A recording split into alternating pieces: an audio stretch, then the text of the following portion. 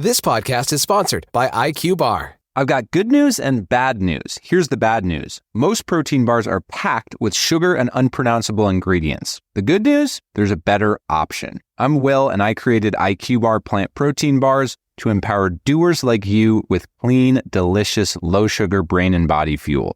IQ Bars are packed with 12 grams of protein, brain nutrients like magnesium and lion's mane, and zero weird stuff.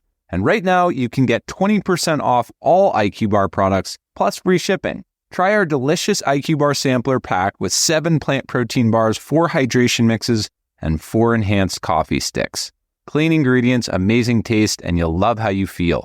Refuel smarter, hydrate harder, caffeinate larger with IQ Bar. Go to eatiqbar.com and enter code BAR20 to get 20% off all IQ Bar products, plus free shipping. Again, go to eatiqbar.com and enter code BAR20. This is Scott Richmond and Arnie Sherman. You're listening to What Do You Know on Newstalk KGVO, AM 1290 and 98.3 FM. Arnie Sherman, a good Sunday morning. There's no Sunday morning better than a fall Sunday morning Agreed. in Missoula, Montana. Leaves are changing. Grizz football is going on. All It's the other crisp. sports, baseball's in the playoffs.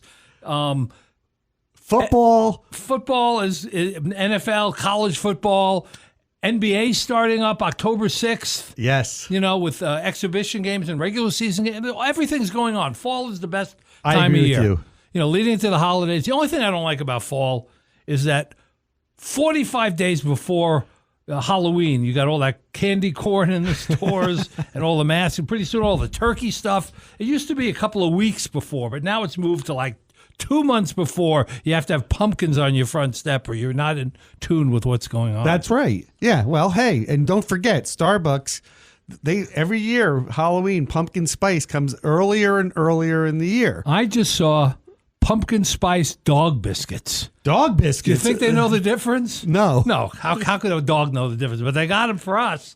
That's who they're selling to. Us, obviously. But you used to teach at the university, Yes. so this is the return to school when they're now fully in full swing at the university. By the way, the university had the best fall enrollment I know. in 15 years. Fantastic. It's fantastic. And for a lot of reasons. A good president, good plan, streamlining the program, better marketing, better image, all that kind of stuff makes a difference. It really goes a So long I'm happy way. about that. So who are we talking to today? So today our guest is Kevin Head, and many of you people in our audience will know Kevin as the owner or co-owner or owner He's the owner of in the last Rhino. 4 years. Yeah, since 2021, he's owned it all himself. Right. He's exclusively the Rhino impresario. He is, and I love the Rhino. It's one of my favorite bars in town, and I take all of my out-of-town guests there when they're in town, and they love it. Well- but Kevin's got a great story. He's also a benevolent fundraiser for the university. Right. And he's very involved in the creative writing program. We're going to talk to him about his initiatives there, but we're also going to talk to Kevin because he's a first-time guest for us. Yes. I mean, so I've we known want him to for know years. all the gruesome details. Exactly. What brought him here? Why? How did he get here? I know one thing, a little tidbit. Okay. Yes. He's from back east. Well, I also know another little tidbit. Okay. He was a wildlife biology major who What? Yes, 35 plus years ago, and decided working in a booze industry emporium was a better choice than wildlife biology. And I want to find out how he made that decision and whether he was sober when he made that decision. I guarantee you he wasn't. No, I'm sure he was. Yes. Anyway, he's a great guy. He's a good friend. I've known him since I moved here, and I can't believe this is his first time on our show, so I'm excited for this. I'm looking forward to it as well. All right, back with Kevin Head after these words. All right, Arnie, we are back and joined in the studio by Kevin Head. Kevin, it's a pleasure to have you here. Hey, pleasure to be here. Good afternoon.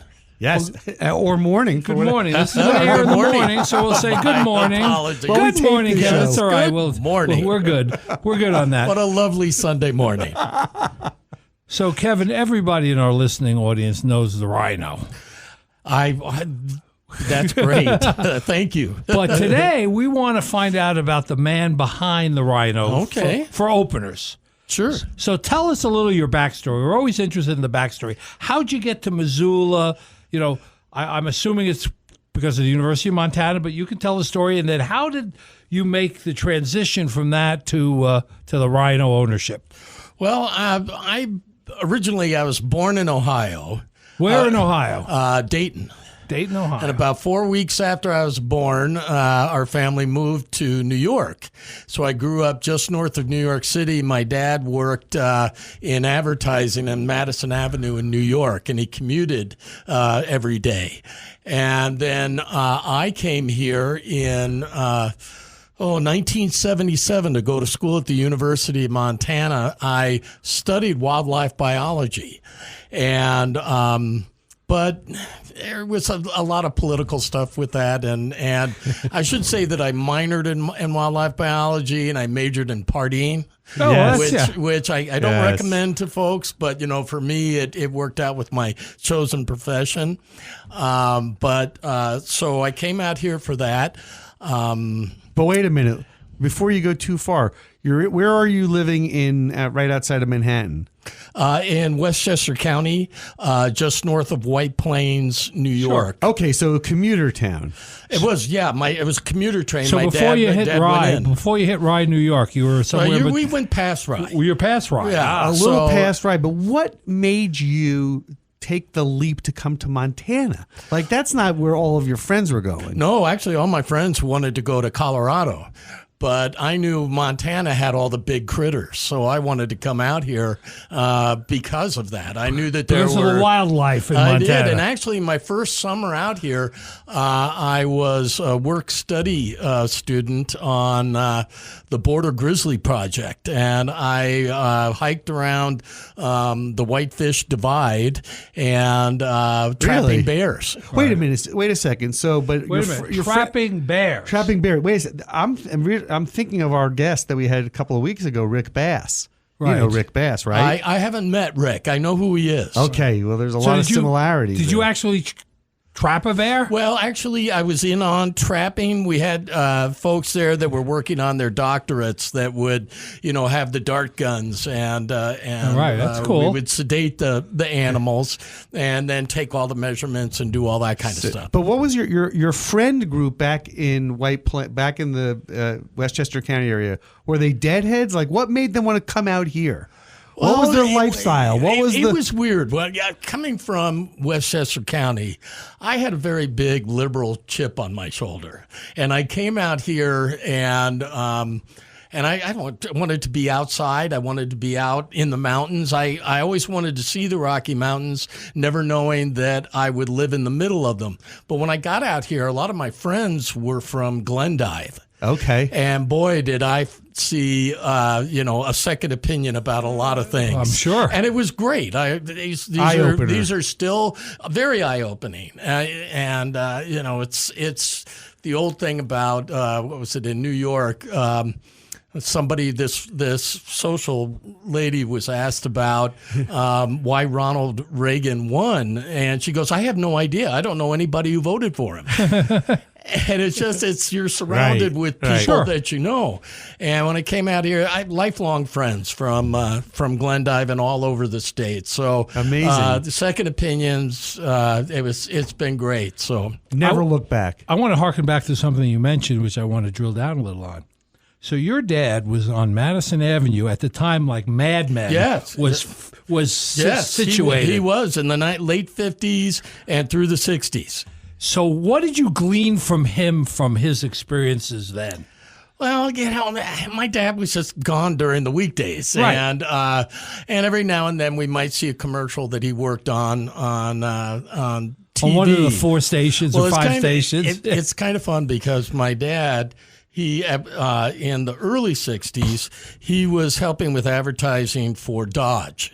Right. And I think it was 62 or 63, they came up with a new car, but they didn't have a name for it. So my dad came up with this name, and they said, "No, we don't like it."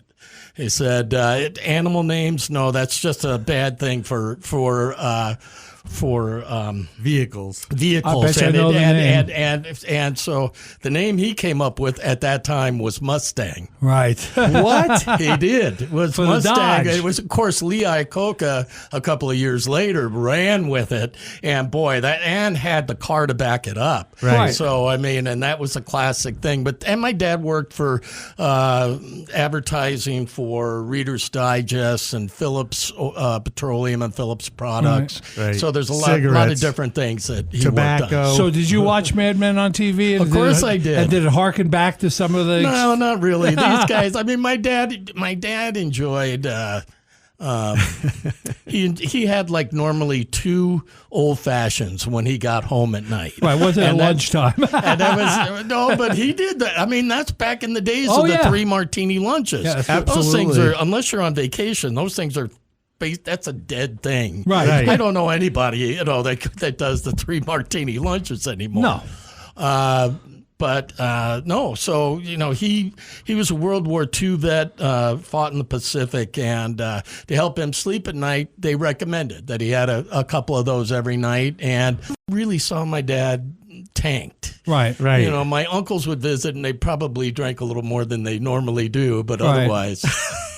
From Ohio. So back to Montana. So you're partying more than you're enjoying studying. Boy, was I. And then how'd the Rhino come about? Well, my business partner at the time, my friend, he had recommended us possibly going into the bar business because the brewery was the name of the bar that was there before. Mm-hmm. They were open from, I believe it was 1984 to 1987, and then they closed down. And then we opened, I think they closed in March. We opened in September. Right. And I That's knew, a big leap, though. I knew what people liked, and I knew what I liked. And I knew that we would be able to be successful with it and be able to have a party. What did you do from the time you graduated college to the time you... Well, I didn't actually graduate college. I was asked to leave. Hey, you were partying a lot. I was partying. I went back to school in 2012, and I actually got my degree in creative writing. But before that, I was working in the service industry. Worked at different pizza places. At a while, I managed the Southside Zimmerino's Red Pies over Montana, the delivery place. And so that's what I was doing. But when I went back to school at the University of Montana, I had to go up to the registrar's office. Thankfully, a friend of mine who I knew worked there and helped it so I could come back in. But I was getting straight A's, but I was only taking 1 or 2 classes because I had a career at the bar. At the bar. So I was only taking 1 or 2 classes, but I was getting straight A's. But for the first few years, I was getting academic warnings because of my GPA from before. Mm-hmm. It just wasn't going above where it needed to go, but slowly but surely it was getting up there. Animal House, 0.0. Oh, gosh. Yeah, Animal House, they were tame compared to us. Really? Oh, yeah. Tell us a little bit about that. What was going on? Those are things that we don't admit to anymore. Right. This was in what years, though? Let's just give us some context. It was 77 to about 89. 82, 83. Yeah. Okay. Fair enough. Those were good times. Yeah, exactly. Going to school. That was partying times. I mean, when I was here for the last 2 Aber Day Kegers. And boy, was that eye-opening. That was those are famous. Yeah, they were. Totally. They were fun. Who played? Do you remember what artist played? Oh gosh, well, let's see. Hart. Well, not when I was Hart. There. Wow. Well, not when I was there. But Livewire Choir and Mission Mountain Wood Band. Sure. I forget who all else right now. Everybody's always talked about trying to revive that. Well, the thing is, at the time, it was okay, but and it was acceptable. I mean, back then, that was when there used to be senior keggers. What was that? Oh, well, so on in campus. high school, no, this was for high school graduates because it was 18 at the time. Right. And there were keggers at every high school for the graduating class. Right. Oh, that's long gone. I love Montana. And, of course, in the 1980s, Nancy Reagan wanted to just say no. And because of that, and Mothers Against Drunk Driving. And Mothers Against Drunk Driving. But Nancy Reagan made it so that all the states had to go to 21 or they could lose their highway funds. Right. So they went to 21 for a number of years before they changed. And so it was 18, and so it was a different thing. But there was a backlash against it, and actually I was kind of worried. We started the first Brewfest here in town in 1992. It was called the Garden City Brewfest, and it was spelled BRIW, and it was a misspelling because it was an acronym, and it stood for Bayern, the Rhino, Iron Horse, and Warden's Market. And we were all part of getting that started. That's right. And then it was given to the Downtown Association, and they've been running with it ever since. And correctly spelling it Brewfest then. BREW, yes. BREW. Kevin, explain for our listening audience. So you're in the service industry. You moved here in the service industry, left school, right? Left school. But you knew that this was your passion. You knew that the service industry and ultimately owning a bar was something that appealed to you. But because I know a lot more about you than I think our audience does. But I'm looking right now at a single barrel series rare character bourbon that's right here in the studio. When did you start getting interested in doing your own kind of recipes or being a connoisseur, because you also are a Scotch connoisseur? Well, let me go back a little bit with Sure. this. In the late 80s, in Missoula, but also in the Northwest, especially in Portland and Seattle, the microbreweries were really coming big. Right. And we embraced that in a big way. When we first opened, we had 3 beers on tap. Then we went from 3 to 5. Then we went from 5 to 10. Then 10 to 13 to 14, and finally said to heck with this, and we ran with 50 beers on tap. Amazing. So when that was going on, then at the same couple of years later, cigars started coming back in a huge way. Right. And we had a great humidor in the bar at the time. Unfortunately, it didn't keep the cigars as humid as we wanted it to, and our cigars were more expensive than anyway. It didn't quite work out for us. But while the cigars came on, then all of a sudden, single malt Scotch really started coming back. In the 1980s, Scotch in the United States died. Mm-hmm. And then, of course, later in the 90s, the micro distilleries really started coming on. And all of a sudden, though, the price of Scotch just skyrocketed. It just got stupid, the pricing of Scotch. I used to be able to buy a Macallan 25-year-old for $350. It's now close to $3,000. Yeah. And so it got crazy. So all of a sudden, everybody that I knew that was into Scotch was looking at bourbon again. Bourbon had always been the American whiskey, right, but it was always kind of the redheaded stepchild or the Scotch, the black sheep brother of the whiskey family compared to that. But then at the same time, bourbon really took a page out of the marketing book of Scotch and started putting out limited editions, single barrels. Like Van Winkle and all that kind of stuff. Oh, gosh, yeah. They started coming on strong with some incredible bourbons. And bourbon is huge in Montana and especially in Missoula. Right. So I met a friend of mine who's actually in town in a couple of days, who lived in New Jersey, and he was a whiskey buyer for a big store in Elizabeth, New Jersey, and he introduced me and took me down to Kentucky and introduced me to all these distillery guys. What year is this? in the It 90s? probably was about 2017, Right, 2018. that's when it started taking got it. off. Okay, got it. Because you are 27, one of the 2018. foremost, experts on bourbon here in the Western states. Plus or a lot the of- United a lot- States. a lot about Scotch. I've got friends who've forgotten. My buddy who's coming out to visit, he's forgotten more about whiskey than I know, and I think I know a little bit about Have it. I met? Have you done things at the Grotto with him? Or is that no. Charlie that did that? I don't think so. Okay, but anyway, keep going. Keep Let going. me interject here. Sorry, So yes. I was in Scotland in May. Beautiful country. Reminds me a lot of Montana. It does. Except that it's a lot more water. And lush. It's Much lush. lusher. It's Much- like the East Coast Yeah. of the U.S. And I was at the Balmoral Hotel in the capital, and they had 500 different scotches. Yeah. Available. That's- They weren't just telling you there are 500. They had 500 different.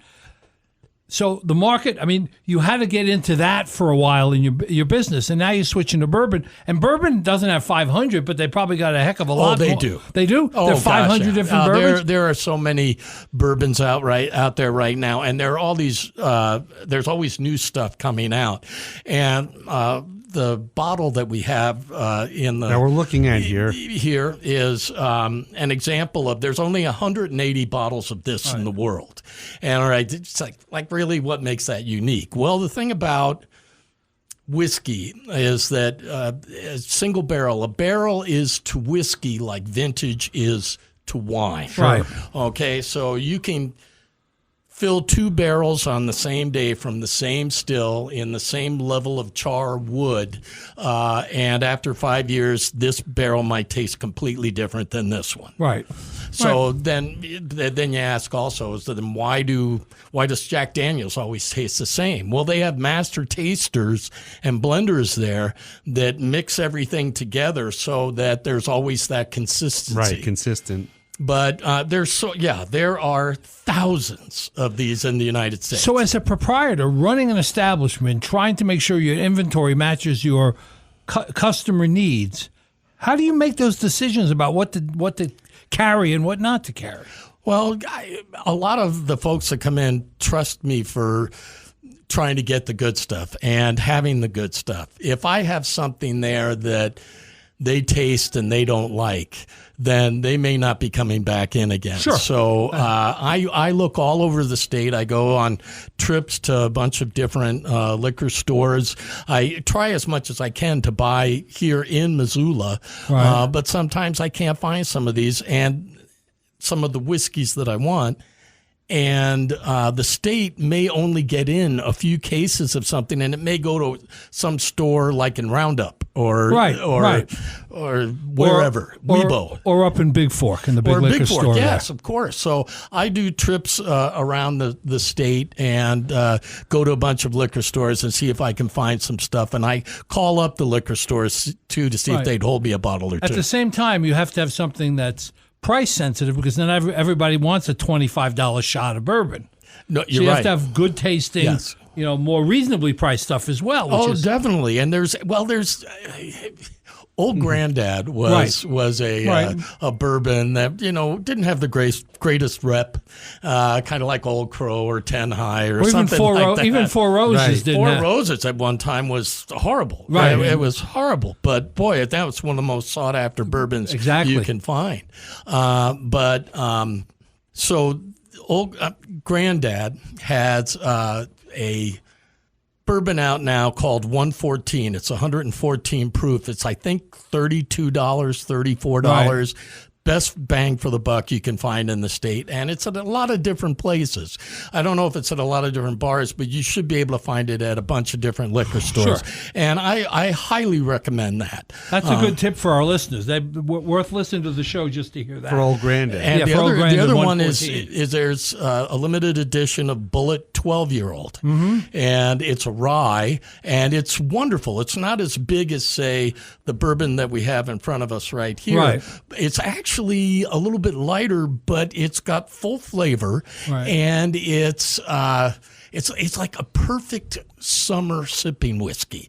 And typically summer is not when a lot of people want to have whiskey. Right. So it's kind of cool that it really fits in that little niche. One of the things that I've noticed lately, and maybe it's a trend that you've also seen in all your years working at the Rhino, is that more and more women are drinking bourbon-based drinks. Definitely. We're in a golden age of spirits and food right now that a lot of people may not realize, but the American palate has changed. When I first came out here, I had the one beer that I drank, I had the one shot that I did, and the one cocktail, and that was it. And I was loyal to just those. I might change it after a few years and do something different, but that was it. Right. It's completely different now. People want to try everything, and I think the microbrewery kind of was the predecessor to that. That trend had to do with that. So people are looking at what's the new stuff, what's the seasonal stuff that's what's coming the mixed out. drink, what's the cocktail that's so hot all of a sudden, now. this renaissance of the cocktail culture that my parents, your guys' parents, were really into, but we really didn't see that much growing up. Well, it's just with all the advent of the tasting rooms of the micro distilleries, it's huge right now. What would you say is, like, with this bourbon we have in front of us, what's a good food pairing with something like that? Because I know that you think about that. You think about the food and the bourbon. I do. First off, this would be a perfect cigar bourbon. Got it. That says a lot to me. This would be a perfect so cigar after bourbon. Dinner? It's a little bit bigger. Yes, after dinner. With this, maybe a pecan pie. Got it. Okay. Or even, say I don't know, a beef stew. A beef stew, something. Party or, something like that. I think this would go well with. The thing about it, if you're going to add or have food with whiskeys and enjoy it that way, make sure that the food isn't too spicy because it'll affect your palate. Right. It'll cover. Let's do a quick ID. Our guest is Kevin Head. He is the owner of the Rhino in downtown Missoula, but also an expert on all things bourbon and spirits. Kevin, you had been doing a lot of tastings at the Rhino. Are you still doing monthly or quarterly tastings? I am. I was going to do one this month, but it kind of got past me. So I'm doing a big fundraiser tasting in October, but I may do another one in the Rhino in November. Okay. And that's how I've been introduced to a lot of bourbons, is through those tastings. Yeah, that you hold. And there was, and now I know we're going to talk about Opus, but because Opus to me is like the penultimate tasting. Thank you. Right? It is. I mean, talk to us a little bit about, before we get into Opus, you got involved in the creative writing program when you went back to school, okay? Was writing always creative writing always part of your interest? Was it something that you were always interested in? Always in the back of my mind. I didn't really do much of it, but I read a lot and I knew what I liked. And what is that? What was the... I kind of like adventure, spy versus spy, noir, that kind of stuff. But, I mean, Shogun to me, what an amazing book that was. Mm-hmm. I think one of the first books I read when I was 12 or 13 was Dracula, and The Lord of the Rings, and those things, and Dune. Did you know Missoula's history with writers? No, had no idea. So this is about all it. Coincidental. Yes, it is. Had no way. I came out here for wildlife. Yeah. Escape from New York, and look where he ends up, and you've never left, right? You've never lived I fell in love with Missoula. You can't help it. Right. You just do. And that's true. We were saying in the introduction, people don't realize, but this fall is one of the best times of year here by far. It's gorgeous. Best time. Today's a beautiful day. Yeah, it's a perfect day. We're lucky. Perfect day. So anyway, creative writing, what you liked, and then you got involved in the program. That's quite an endeavor. I mean, that's quite a undertaking, is to pursue a curriculum like that, because that's not easy. Well, there was always kind of a hole in my soul that I had never graduated from the university. It bugged me that I'd gone and I was never able to finish up with a degree. And I don't recommend that for everybody. Not everybody has to do that. But just for me, I needed to go back to fill that hole that was there. And I'm really glad that I did, because some of my best friends and people that I know are people that are connected with it, with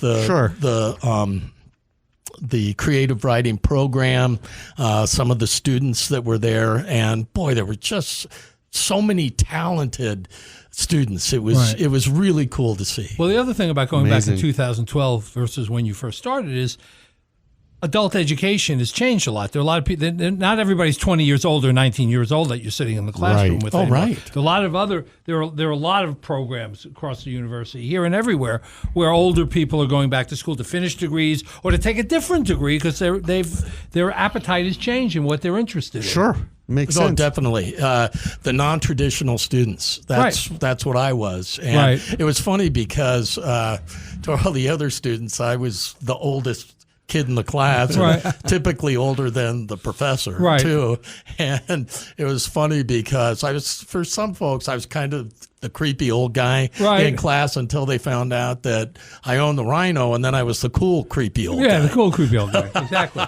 Exactly. And we're all creepy old guys. And they still don't have a degree in partying, except that. And you got that. And you already had that. Well, I didn't get the certificate, but I got the bumps and bruises and scars. So you've been at the Rhino, what, 30 plus years now? So it's been, last month this month is 37 years. Well, congratulations on 37 years. But that is amazing. It is, in one business. That's great. So what are the things that stand out over those 37 years as sort of benchmark turning points or, highs or lows? And as you look over 37 years, what sticks out to you? Well, I know at least for us, putting the 50 beers on tap put us on the map. Right. Otherwise, in many ways, we were just another downtown bar, although we were a little bit different. We weren't a sports bar, though we showed sports. There were other things that we weren't, but we started a bunch of new things. So the multiple taps, we started pint nights. Right. And then a lot of other places started doing that. And on Thursday nights, and then when we did those, we would go through 200 glasses in a night. It was amazing what was good. Now if we do it, we're lucky if we go through 24. But those I would say that. The economic downturn in 2008 had an effect, but Montana, compared to the rest of the U.S., is it really doesn't happen until about a year later. Right. And then we get effect. So it was 2009 that hit us. And COVID hit you, obviously. COVID was horrible.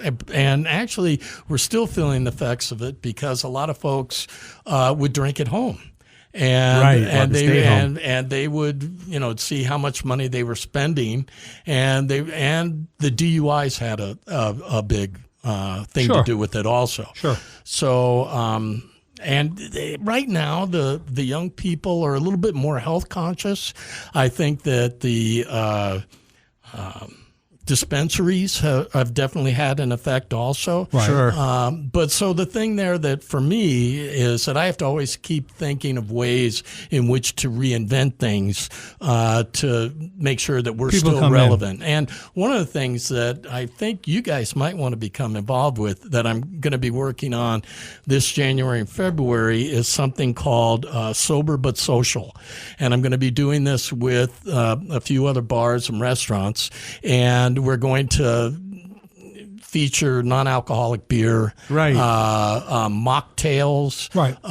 CBD seltzers, things like that for people that want to go out and socialize but don't necessarily want to drink. Right. I'm a non-drinker. And so one of the things I'm doing is I'm taking some of my staff down to Belgrade Liquor tomorrow. Right. They're going to be teaching us a whole bunch about mocktails and things that are really hitting right now that they're seeing. Are there equivalents of bourbon and vodka? There are non-alcoholic whiskeys. I can't believe that. I know. There are non-alcoholic vodkas. And I first when I heard that, I was water. like, isn't that water? Yeah, right. water. But no, Exactly. that's stuff that tastes like it. Like it. But without the alcohol. So, I mean, if we can introduce some of that to get people into it. It used to be that our bread and butter was after 9 o'clock at night. Right. But young people, a lot of them, and thank God for the fun, I'm out during that time. But the younger people were finding out or coming out a little bit earlier, and then they're going home earlier. So it's a different world out there. Well, the other interesting thing is, you talk about trying to be competitive, and your pricing is not unusual or out of the ordinary. But I think in general, for a lot of people, when they start going out and finding out that mixed drinks are $20 to $25, and someplace more. I was in a bar in New York; it's $30 a drink. People then have a general thing about backing away. I can buy a whole bottle for $30, one drink, and That's right. Well, I like to socialize and I like to be in there. That's a heavy tab. Not at the Rhino. No, that's one of the good things about your look. that is. Although we do have some whiskeys that are very expensive, but it's not your not your house brand. No. I would say for our cocktails, we're usually anywhere from $4 to $8. Yeah, I was in Vegas and I was not drinking. And we're sitting in, not the most expensive restaurant. It was in a bar in one of the hotels, and waiting to get called in for dinner. 2 old fashions and a beer with tax was $77. Oh yeah. That's a lot of money for 3. It is a lot of money. But you drink fewer. You just have and then they put the big square ice cube in it. So you're only getting like 2, an ounce or something. So you're encountering that too, and there are ways around that with the mocktails and the non-alcoholic beer and the CBD infused beverages. And also trying to be price sensitive on these things. We are. We are. And we're trying to be sensitive to what people want also, not just, living on our past laurels that we've garnered over the years. But, right now is what's relevant. So one of the things that we're doing is we're bringing in, every now and then, we're bringing in DJs. Yeah. Oh, that's good. Oh, yeah, and it's made a big difference. Just if we leave the door open, people walking by hear that music, and in they come. Not just salty peanuts as a marketing strategy like they used to use. Well, let's talk about, so when I first was introduced to you, it was in the when I moved here, you invited me to different tastings. But the one thing you did invite me to early on was Opus, the writer's Opus.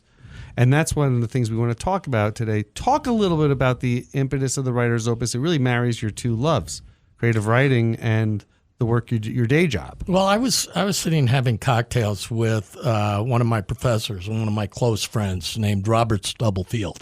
I'm sure you've got listeners out there that have taken classes with him. He's just a great guy. And he was talking about there is a undergrad publication called The Oval. So undergrads, some of them will get their poems, very short stories, cartoons put into this publication. It comes out once a year. And he was talking about how the funding that he was getting for that from the university had been cut. And I said, well, why don't I can put on something. And I can do a wine and whiskey tasting. And before that, I used to do something called the Connoisseur's Classic, which was the very super high-end, my highest-end stuff that I had. I said I could do that to a lesser degree. And it basically has taken over what we did for the Connoisseur's Classic, which was a fundraiser for child care resources here in town. And so we did that. The first one, I said, we'll do a short live auction, very short, a silent auction. I'll bring as many of the live auction and silent auction items as I can, and I'll bring all the wine and all the whiskey. And it took off. I have people that come back into town just for this event. It's hands down the best bang for the buck. It's amazing in Montana. And why do you say that? Let's do the pitch for why it's the best Well, bang. I'll give you an idea. One of the bottles that I'll have there, this on the 18th of October, is a 25-year-old Whistle Pig. It goes for about $1,500 a bottle. So that's one out of probably 25 different bourbons and ryes that I'll have there. Basil Hayden, 13-year-old. Pappy Van Winkle, 10-year. Wow. All as part of the tasting. All as part of the tasting. So you pay your $100 to come in. Right. Or $175 for a couple. And you get to taste everything. And we only pour about a quarter to a third of an ounce. Right. So if there's something you really like, you can come back for it, but it gives you a chance to try a lot of different things. Right. So that by the time you leave, you might have a little glow, but you're not lit. Right. That's right. So, and the same with wine. I pick out the wine all year long, and I find really And good who's things that I like. catering this? Where's the food coming from? The food is coming from River and Range, which is part of Pangea. Oh, fantastic. That's a new business venture that they have, and we're going to be doing it in the governor's room. They're taking that over at the Florence Hotel. At the Florence, and it's so. We'll have some fun stuff. I've got a fat tire bike there this year. Okay. I've got one of the live auction items is one of those big green egg smokers. Oh yeah, and it'll be filled with Who's donating that? I am. You are. I am. Who's donating the fat tire bicycle? I am. And what's Hello. going to be in the Green Acre? It's going to be filled with Montana liquor, Montana-made liquor. Anywhere Who from needs barbecue, so much right? fun. anywhere from 20 That's to very 25 generous. bottles. Wow. So real quickly, marrying your love of creative writing, all the proceeds from the evening go to the creative writing program, right? It does. 2 scholarships. They're funding. It's 2 actually 3 scholarships. 3. It actually helps to bring in people within the industry, authors, editors, publishers, to meet the students. I see. And okay. so there's a reach out that way. So how can I get to? So the scholarships don't go to the students. They fund bringing in writers and publishers. And there's other incidentals that they might need. I see. One of the things that we also did is a printing press from a man who was born here in Missoula in the 1940s. Mm-hmm. He's 80 years old now. His name's Peter Koch. He taught book arts and how to create books that are actually works of art. Not art books, but books that are works of art. And he taught for 35 years at Berkeley.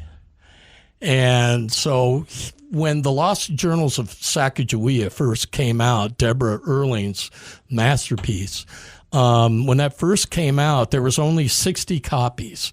And the books that they did were bound in bison hide. They had Indian beads on them, calligraphy. Also, these things are actual works of art. Mm-hmm. And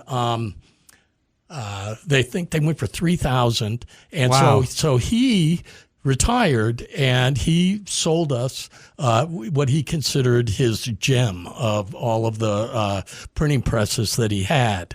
And so we've got that now. So there's a new book arts program that just started last year.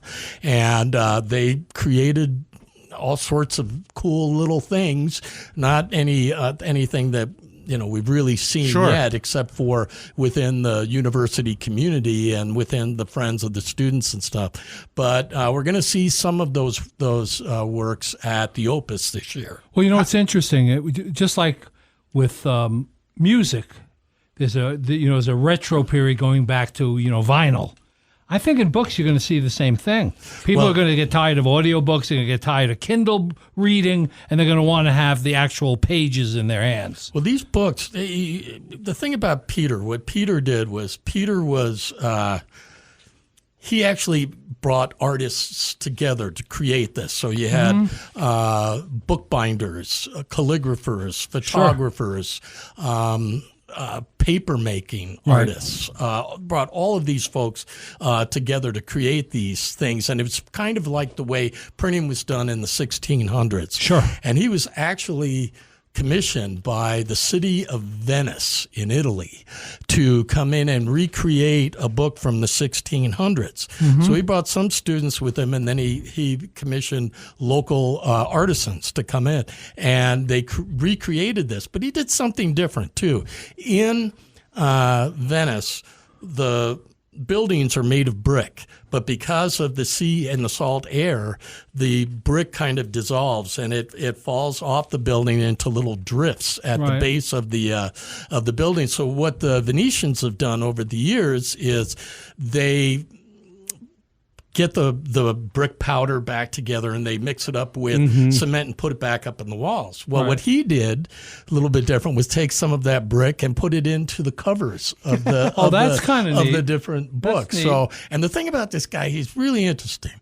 His I mean, besides that he's just a genius in his own way, is that he his father died when he was a baby in Normandy. On D-Day. Hey. But his grandfather was the first forester here in the area, and he taught at the University of Montana and brought Norman McLean's father into Missoula as a pastor to open his own church here. And Norman McLean actually taught Peter how to fly fish. That's amazing. That's a really cool story. And so it's just an interesting guy, wonderful person, and it's the history of the history of Missoula, right, can be found in the bars and taverns that line downtown, the downtown streets. It's where all the stories come from. Let's do a little selling. The Writer's Opus, right, is Friday, October 18th from 6 to 9.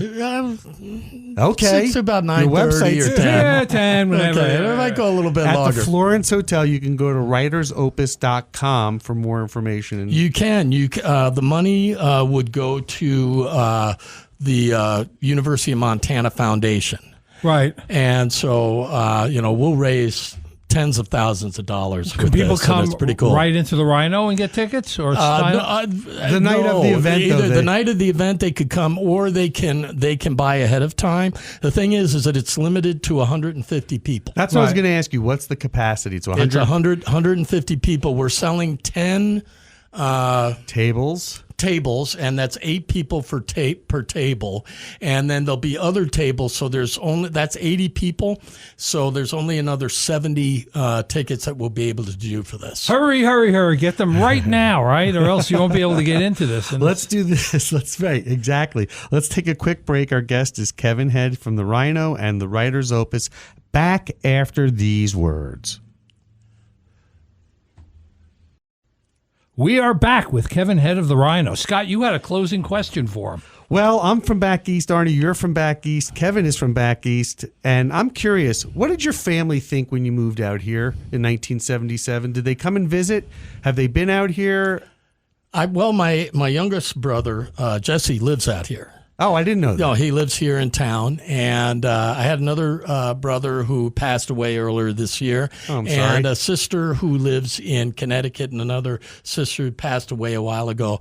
So five kids, Catholic family. We probably weren't doing as well as other Catholic families, but we did. He tried to keep up. He tried to keep up. My mom was a model, and my dad, a good-looking guy, 1/4 Cherokee, and it's funny, with them, for me, I ended up with a face for radio. Right. So that's not true. So, but Kevin always has a smile on his face. Always has a warm embrace when I see him. Kevin's the real deal. Yes, I saw you at Costco, and I said we got to get on the air. It's always the same thing. I always pick up where I left off with Kevin. But anyway, did they come out? Your brother's out here. My sister has yet to be out here. She wants to come out, right? But she's helping raise grandkids right now. That's nice. And her and her husband, who's retired pilot, live in Connecticut. Right.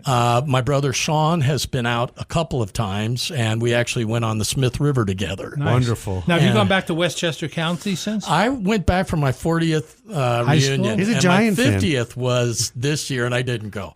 But I did go for my 40th, and I was glad I did. I saw people that I wanted to see. But for me, it was kind of closure. Right. I went back, and I saw some of my folks. I really don't have much in the way of family there. You know, my sister's in Connecticut. My brother Jesse's here. My parents are both gone. And so So they think this is it. This is home. Did your folks think you were crazy for moving out here?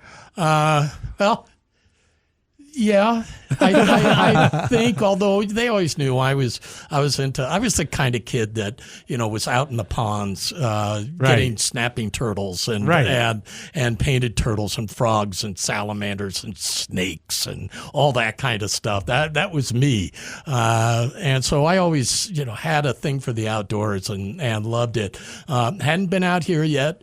But boy, I was sure glad when I did make it out here. It's the common thread that brings us all together. Anybody that I've ever met that moved out to Montana is the little bit of that person that thinks differently. Sure. And they made this their home. Yep. And I'm glad we did. And I'm glad that you've been a guest on our show. Oh, thank you. I had a blast. Kevin, Good, it was I'm glad. our pleasure having you here. Don't forget, Writer's Opus, Friday night, October 18th at the Florence Hotel from 6 o'clock on. Tastings of amazing spirits, bourbons, et cetera, so forth, food, as well as a silent auction, all to raise money for the creative writing program. So there'll probably be 50 whiskeys there. 50? Nice. 50 whiskeys, including single malts. So if you're into fine scotch, which is where I cut my teeth when it comes to whiskey, then there are going to be some great ones there. And great food and wonderful wine. And with that, Scott? Right, Arnie, this has been a great event. See you next Sunday. Yeah, making me hungry. I know. Take care. Okay, see you next Sunday. Thank you, Kevin. Thank you for listening to What Do You Know? I can't wait for the next show, Scott. I'm excited too, Arnie. If you'd like to suggest a guest, send me an email at scottrichmond@townsquaremedia.com. We'll see you next week. And thanks for listening to Newstalk KGVO.